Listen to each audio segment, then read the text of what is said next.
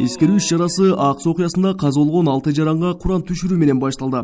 Андан соң өлкө башчысы өткөн тарыхты эскерип, буга чейинки каргашаларга бийликтин эл менен эсептешпей калганы себеп болгонун белгиледи. Ошондой эле айрымдардын президент үй бүлөлүк кландык башкарууга багыт алды деген сөздөрүн жөн гана каралоо катары сыпаттады. Ыйманды бийде тууган жок, тууганды бийде ыйман жок деп. Мына ушу атабыздан келаткан бул накыл сөздөрдү, накыл сөздөрдү мына мен баш болуп, үч бийликтин бутагында иштеп аткан бардык чиновниктер, кызматкерлер жүрөгүндө кармаш керек. Жүрөгүндө кармаш керек.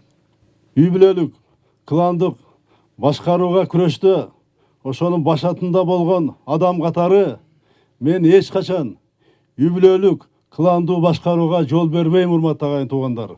Ал ортодо Аксы окуясында курман болгондордун жакындары нааразычылыгын билдирип чыкты. Алардын бири Бүүсара Үркүнбаева окуянын катышуучуларына жана каза болгондордун жакындарына сөз берилбей, көңүл сыртында калганын айтып даттанды. Бийликтен огунам менин бир тууган акем Үркүнбаев Сатынбай Бешебаевич каза тапкан. Анын аркасында 5 бала бар болчу.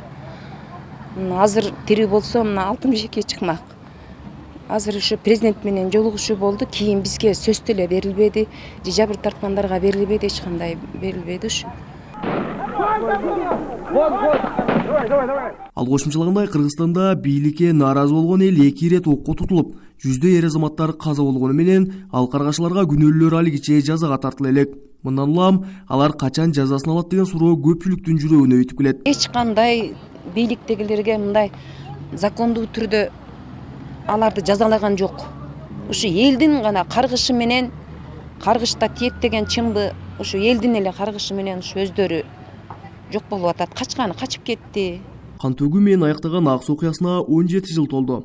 Тагыраагы 2002 жылдын 17 мартында миңдеген адамдар ошол кездеги бийликтин бир нече жерди коңшу өлкөгө берип жибериши жана бир уч адамдардын мамлекетти өздөрү каалагандай калчап башкаруусу карапайым элдин толкундоосуна алып келген.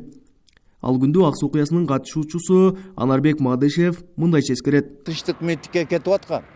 Кетип анан ушул жерге келгенде биекте солдаттар, омондор, милициялар тозуп барбайсыңар деп тоскон да. Тоскондон кийин булар аткан автомат менен. Атканда ушундайна мына повороттон ары качып повороттун нарагына барышкан. Анан кийин ушу адамды датчып эле ушу болбогон нерсеге дешип халостой эле патрон болуш керек деп анан кийин жүрүш жасаган да.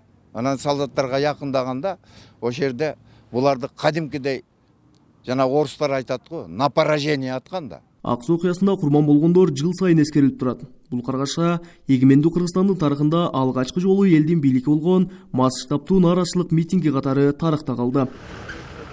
Кабылбек Көчкөнбай уулу, Тынчбек Доолдаев, Жалал Абад облусу.